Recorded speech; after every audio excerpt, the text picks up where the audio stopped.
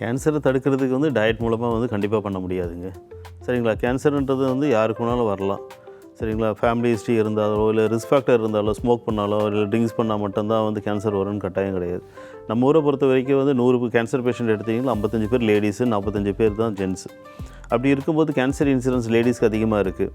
So டயட்டில் வந்து கண்டிப்பாக வந்து 100% ப்ரிவென்ட் பண்ண முடியாது. பட் நான் ஹெல்த்தியான டயட்டு, சரிங்களா? ஏன்னா வந்து கேன்சர்ன்றது வந்து உடம்புல வந்து ஒரு ரணம் ஏற்பட்டு அது வந்து செல்லை வந்து கேன்சர் செல்லாக சேஞ்ச் பண்ணுது. அப்படி இருக்கும்போது வந்து ரணம் ஏற்படுறதுக்காக அவாய்ட் பண்ணலாம். ஸோ ஒரு சில இது ரொம்ப காரமான ஃபுட் அவாய்ட் பண்ணுறது, ப்ளஸ் வந்து ஹெல்த்தியான நல்ல க்ரீன் வெஜிடபிள்ஸ், ஃப்ரூட்ஸு எல்லாமே எடுத்துக்கிறது ரொம்ப நல்லது.